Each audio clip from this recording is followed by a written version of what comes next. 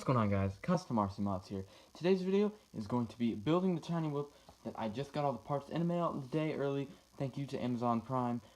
Usually doesn't happen this way, but hey, I'm really happy. So the main company that I'm using for this build is going to be Crazy Pony. This is a Chinese brand that makes pretty decent FPV stuff, and they really caught on with the Tiny Whoop craze. So go ahead and check them out on Amazon, and they really do make some good stuff. I've tried Beta FPV, the Wolf Whoop stuff, and really I've found a bunch of success with this stuff.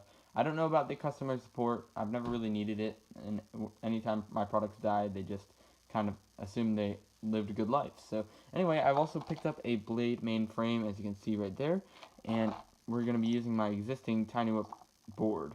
So you can see I have the accompanying hardware right here, as well as my FPV screen, which is the FX Marvel Vision 1. I really wished I got the second version, because that's just so much better, has a DVR and stuff. But this also is the Blade MLP controller that I'm still going to be using, because I am not really ready to upgrade yet. I know I have plans later this spring to get a Taranis QX7 to fly some planes with and things like that, but hopefully that will kind of come at a later date when I'm more ready to advance my flying skills and things like that. So let's go ahead and get into the build. So the first part of today's build is going to be revolving around the motors. So as you can see, these are the Crazy Pony Special Sauce motors that are kind of a knockoff of the original Tiny Whoop Special Sauce motors, but hey, they do the trick, and they're only 10 bucks on Amazon. Again, I will have all the links for everything that I'm using in this build in the description below, so go ahead and check it out if you are interested. But this has really been proven success, as these are the highest kV motors you can use with a stock Inductrix board to get some really good performance without any cogging or things like that. So yeah, let's go ahead and open them up, and we're going to go ahead and get them installed. In the package, you can see that it comes with a few of these clear rubber bands, 6 to be exact, and that's a really nice touch from Crazy Pony. You don't really see that from a lot of other motor brands, as they really do want you to have the full experience, but I don't really think I'm using these bands. They're not very stretchy, and they kind of barely fit over the duct, which might be good. I might have to try them out, but unfortunately, there might just be added weight. So let's go ahead and kind of dump these out, and as you can see, we've got 4 motors. The red and blue are clockwise, the white and black are the counterclockwise motors. So now we're going to go ahead and take our frame, as you can see here, and when this battery section right here is towards the back, that means this way is front. So on this frame in particular, we're going to be using the clockwise motor on the front right motor and rear left. That's just how you do it with the brush Inductrix boards. But so actually all the racing drones of today are actually made with the props spinning inwards instead of outwards, and so it's kind of interesting coming from a racing drone perspective. If you do, I don't, but that is kind of backwards. So yeah, I'm gonna go ahead and push this one in counterclockwise, and clockwise. Before we start with the FC board, we need to actually solder up the camera. So you can see the motors are finished, and we're going to go ahead and unbox this camera. So they say that it includes a random color for free of this nice mount, but actually it is always just clear. I've had 3 of these so far, and they're always clear, so that's really nice. I always kind of worried about getting like a pink one or a color that really wouldn't match, and that's just nice that it's always clear. So basically, this is a Y splitter that's also included. I found that this is actually kind of gimmicky, if you know what I mean. It's just this wire compared to the thickness, this very thin compared to very thick. So I don't really like to use a splitter. I just like a direct solder, get the perfect actual thickness and wire and things like that. So let's go ahead and take a look at the camera. Like I said, I've had a few of these before. This is actually going to be my 4th one, which my first one I got before they did this thing with the mounts.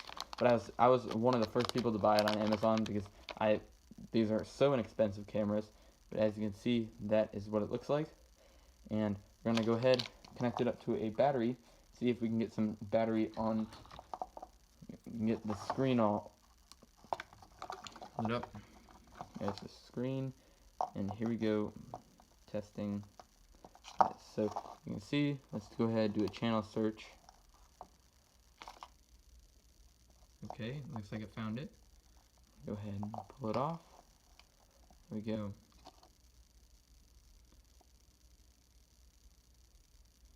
And when it gets done with the search, you can see it's right about there, but when it gets done, Alright, so now we've made it to the channel. You can actually kind of see the messy workshop. Woo!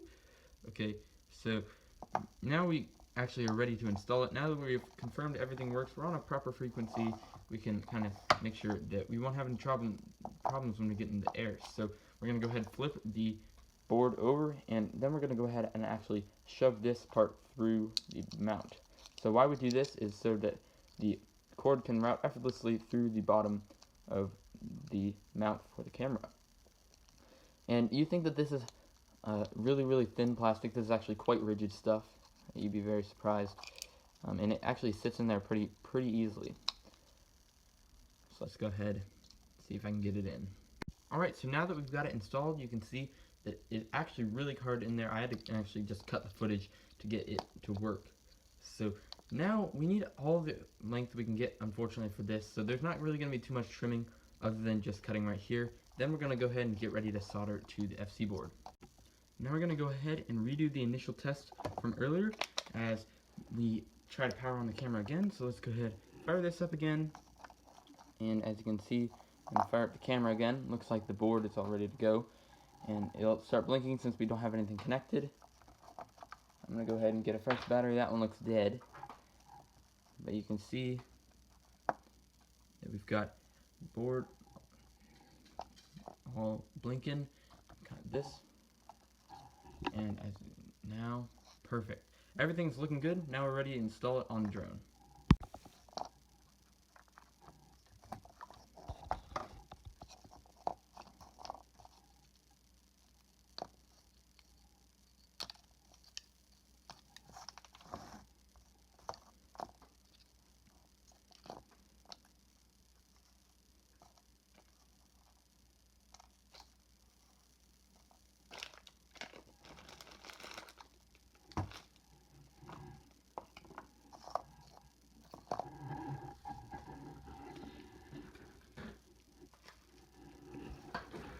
Alright, so we've got all of our hardware in line now, so let's go ahead and get this board all suited up and ready to go into the drone itself. So I'm going to go ahead and just put these little dampeners right on the edges. You kind of want to make really gentle movements, otherwise the dampeners will actually fall off, so don't really jerk them around, otherwise it'll make a bigger hassle for you, and that's just no fun. So yeah, let's push it in just like that. Flip it over. Now push that in just like that as well. Hopefully they all stay in. You know, it's kind of trivial on if they will stay or not. So you can see I got the front and the back. Alright, so it took a little bit longer than I would have liked, but I did get all the dampeners and the screws on. That's pretty self-explanatory. Not really gonna kind of show you guys how to do that. That's pretty simple. But basically what we can do now is we can go ahead and install this right on top. And now you might have to remove some of the screws, just depending on personal preference, and drill holes through this stuff to put that on. So let's go ahead and do that now. Alright, so the drone is complete. Let's go ahead, get a battery in this thing, and get some flying started, because I am super excited. But before we do that, I must say that we must go ahead and get a break-in for these motors. So let's go ahead, power on the transmitter, power on this, power on the FPV screen, and finally power on the drone. And as you can see, looking nice and fine here. Got everything we need. And it looks like we're going to be flying. So I'm going to go ahead and just start one battery, probably a few minutes just of low idle kind of thing, just like that. You know, might want to put some things around the Tiny Whoop just to make sure that it doesn't like bobble around. So I'm going to come back in about 5 or so minutes and we will get ready for a flight.